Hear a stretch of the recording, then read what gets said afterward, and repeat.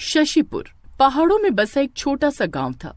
वो गांव देखने में तो बहुत सुंदर था, लेकिन शाम होते ही गांव का कोई भी बच्चा गांव के कुएं के पास से गुजरने की हिम्मत नहीं करता था। गांव वालों का मानना था कि गांव के कुएं में एक चुड़ैल रहती है और जो भी बच्चा दिन ढलने के बाद उस कुएं के पास से गुजरता है तो फिर कभी वापस लौट कर नहीं आता। गुड्डी बेटा, मुझे अभी सारे घर की सफाई करनी है, तो तू ये पानी का घड़ा उठाकर वहाँ पर रख दे। ठीक है माँ। गुड्डी पानी का घड़ा उठाकर दूसरी तरफ रख ही रही थी कि तभी अचानक उसका पैर मुड़ता है और घड़ा जमीन पर गिरकर टूट जाता है और पूरे फर्श पर पानी ही पानी फैल जाता है। अरे ये क्या किया तूने? तुझसे एक भी काम कभी ठीक से नहीं हो सकता क्या? लेकिन मैंने जानबूझकर घड़ा नहीं गिराया माँ, मेरा पैर मुड़ गया तो घड़ा गिर गया। चिंटू अपने दोस्तों के साथ खेलकर घर आता है, लेकिन उसके पूरे कपड़े कीचड़ में सने हुए थे, जिसे देखकर नीलम को और गुस्सा आ जाता है। हे भगवान, ये ऐसी औलादें मुझे ही मिलनी थी क्या? एक ने पूरे घर में पानी फैला दिया और दूसरा पूरी तरह कीचड़ से लिपट कर आए। अब घर में और पानी भी नहीं है जिससे तुझे नहला सकूं। तो क्या हुआ माँ, मैं कुएं से जाकर पानी ले आता हूँ। तेरा दिमाग खराब हो गया है क्या? पता है ना उस कुएं में चुड़ैल रहती है, कभी भूल कर भी वहाँ मत चले जाना। जाकर कपड़े से खुद को साफ कर ले, कल जब पानी लेकर आऊंगी तो नहा लेना। इतना बोलकर नीलम अंदर खाना बनाने के लिए चली जाती है, लेकिन चिंटू अपनी बहन गुड्डी से कहता है, गुड्डी, मुझे कीचड़ की वजह से बहुत खुजली हो रही है। अगर मैं नहीं नहाया तो चैन से नहीं बैठ पाऊंगा। मैं कुएं के पास नहाने जा रहा हूँ, लेकिन तुम माँ को मत बताना, मैं बस थोड़ी ही देर में आ जाऊंगा। नहीं भैया, तुम मत जाओ। अगर चुड़ैल ने तुम्हें पकड़ लिया तो वो तुम्हें छोड़ेगी नहीं। अरे तुम चिंता मत करो, मुझे कुछ नहीं होगा। बस माँ को पता मत लगने देना कि मैं वहाँ पर गया हूँ। चिंटू एक झोले में अपना तौलिया और कपड़े लेकर कुएं की तरफ चला जाता है। वो कुएं से पानी खींचता है और नहाने लगता है। तभी उसे कुएं से किसी के हंसने की आवाज आती है। आज कितने समय बाद यहाँ कोई आया है। मैं यहाँ पर अकेली रहती रहती बहुत बोर हो गई हूँ। अच्छा हुआ जो तुम आ गए, वरना शाम ढलने पर यहाँ कोई नहीं आता। कौन है यहाँ?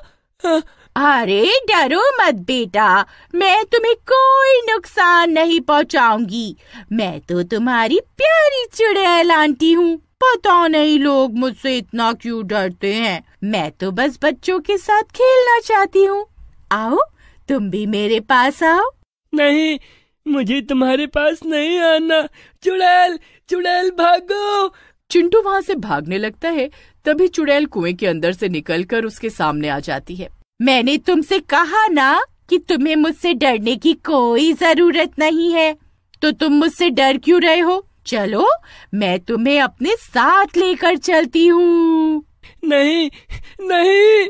चिंटू बार बार उसके साथ जाने के लिए मना करता है, लेकिन चुड़ैल जबरदस्ती उसका हाथ पकड़कर उसे कुएं के अंदर ले जाती है। चिंटू जब बहुत देर तक घर नहीं आता तो उसकी बहन को उसकी चिंता होती है। गुड्डी, चिंटू कहाँ पर है? खाना बनकर तैयार हो गया है। भैया, चेतन के घर गए थे माँ, मैं अभी उन्हें बुला कर लाती हूँ। ठीक है, लेकिन जल्दी आना, कहीं तुम भी उसके घर जाकर बैठ जाओ। गुड्डी घर से बाहर आती है। कहीं चिंटू भैया को चुड़ैल ने तो पकड़ नहीं लिया। मुझे वहाँ पर जाकर देखना होगा, लेकिन मैं वहाँ अकेली नहीं जा सकती। एक काम करती हूँ, चेतन को भी अपने साथ ले लेती हूँ। गुड्डी अपने पड़ोसी चेतन के घर जाती है और उसे सारी बात बताती है। अरे तुम्हारा दिमाग खराब हो गया है क्या? मैं तुम्हारे साथ किसी कुएं के पास नहीं जाने वाला, और मेरी बात मानो तो तुम भी मत जाओ और अपनी माँ को सारी बात बता दो। अगर मैंने माँ को कुछ भी बताया ना तो मेरी माँ मेरी बहुत धुलाई करेगी। तुम प्लीज मेरे साथ चलो, मुझे भैया की चिंता हो रही है। अच्छा ठीक है, चलो। गुड्डी और चेतन दोनों चिंटू को ढूंढने के लिए कुएं के पास जाते हैं। दोनों मिलकर चिंटू को आवाज लगाते हैं। अगर तू यहाँ पर है तो जल्दी से आ जा, हमें बहुत डर लग रहा है। उन दोनों की आवाज कुएं के अंदर बैठी चुड़ैल सुन लेती है। लगता है तुम्हारे दोस्त तुम्हें ढूंढते ढूंढते यहाँ तक आ पहुँचे हैं। अच्छा है, अब मुझे 2 बच्चे और मिल जाएंगे। तुम चिंता मत करो, मैं उन्हें भी यहाँ पर लेकर आती हूँ। चुड़ैल जल्दी से कुएं के बाहर आती है तो चेतन और गुड्डी उसे देखकर बुरी तरह डर जाते हैं। चेतन चुड़ैल को देखकर इतनी तेज दौड़ता है कि पलक झपकते ही वहाँ से गायब हो जाता है, लेकिन गुड्डी को अपने भाई की चिंता थी तो वो वहाँ से नहीं भाग। देखो चुड़ैल आंटी, अगर आपने मेरे भाई को किडनैप किया है तो प्लीज मुझे मेरा भाई वापस दे दो, वरना मेरी मम्मी बहुत मारेगी। है? गांव के सब लोग मुझसे डरते हैं और मैं यहाँ पर तुम्हारे सामने खड़ी हूँ और तुम्हें मुझसे ज्यादा अपनी मम्मी से डर लग रहा है। आप वो सब बातें छोड़िए और बताइए मेरे भैया कहाँ हैं? मुझे मेरे भैया वापस चाहिए। हाँ हाँ, जैसे तो तुम कहोगी और मैं तुम्हारी बात मान लूंगी। चलो मेरे साथ चुपचाप कुएं के अंदर। गुड्डी नहीं नहीं चिल्लाती है, लेकिन चुड़ैल उसे भी अपने हाथ से खींचते हुए कुएं के अंदर ले जाती है। तभी चेतन भी दौड़ते दौड़ते अपने घर पहुंचता है और अपनी माँ को सारी बात बताता है। चेतन और उसकी माँ सीता नीलम के घर जाते हैं और उसे सारी बात बताते हैं। तो उनकी बात सुनकर नीलम के तो पैरों तले से जमीन खिसक जाती है। हे भगवान, इन औलादों को कितना भी समझा लो, लेकिन मजाले की कोई बात इनकी समझ में आए। अब मैं कैसे उन दोनों को उस कुएं वाली चुड़ैल से बचाऊंगी? भिक्षाम देही। लगता है तुम्हारे द्वार पर साधु महाराज आए हैं। भगवान ने बड़े ठीक समय पर साधु महाराज को तुम्हारे घर पर भेजा है। तुम जाकर उनसे मदद मांगो। नीलम साधु महाराज के लिए भिक्षा लेकर जाती है। तभी उसका उतरा हुआ चेहरा देखकर साधु महाराज उससे पूछते हैं, क्या बात है बेटी, तुम मुझे बहुत परेशान लग रही हो। क्या जीवन में कोई संकट आन पड़ा है? हाँ साधु महाराज, संकट तो बहुत बड़ा आन पड़ा है। हमारे गांव में एक बहुत बड़ा कुआं है और उसके अंदर एक चुड़ैल रहती है। सूरज ढलने के बाद वहां पर कोई नहीं जाता, लेकिन आज मेरे दोनों बच्चे वहां पर चले गए और वो चुड़ैल उन्हें अपने साथ कुएं के अंदर ले गई। तुम चिंता मत करो बेटी, मैं तुम्हारी सहायता करूंगा। तुम मुझे उस कुएं के पास लेकर चलो। नीलम साधु महाराज को लेकर चेतन और सीता के साथ कुएं के पास जाती है। तभी साधु महाराज अपने कमंडल से जल लेकर कुछ मंत्र बोलते हैं और उस जल को कुएं के अंदर डाल देते हैं। तभी कुएं के अंदर से चिल्लाने की आवाज आती है और चुड़ैल उनके सामने आकर प्रकट हो जाती है। किसने मुझ पर वो जल फेंका? किसकी इतनी हिम्मत? तो तुम हो वो चुड़ैल जिसने बच्चों को कैद किया है। देखो, चुपचाप बच्चों को वापस कर दो, वरना ठीक नहीं होगा।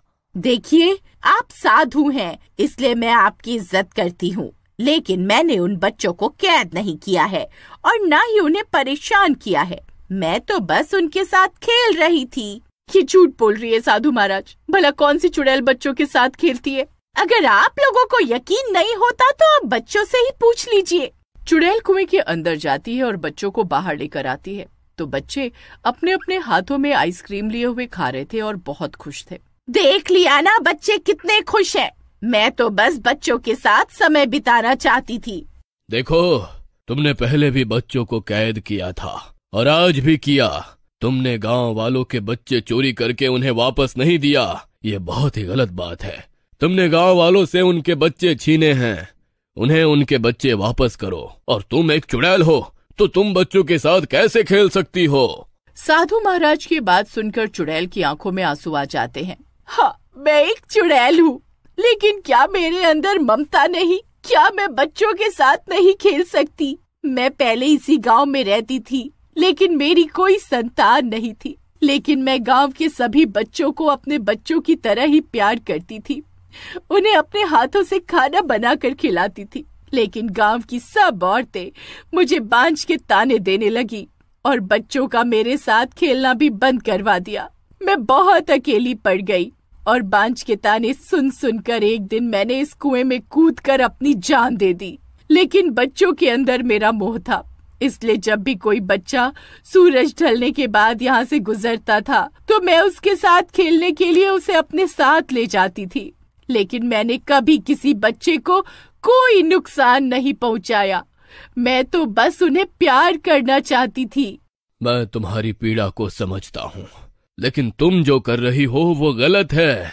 गांव वालों ने तुम्हारे साथ गलत किया, लेकिन अब तुम किसी के बच्चे को अपने मोह के लिए अपने साथ नहीं रख सकती।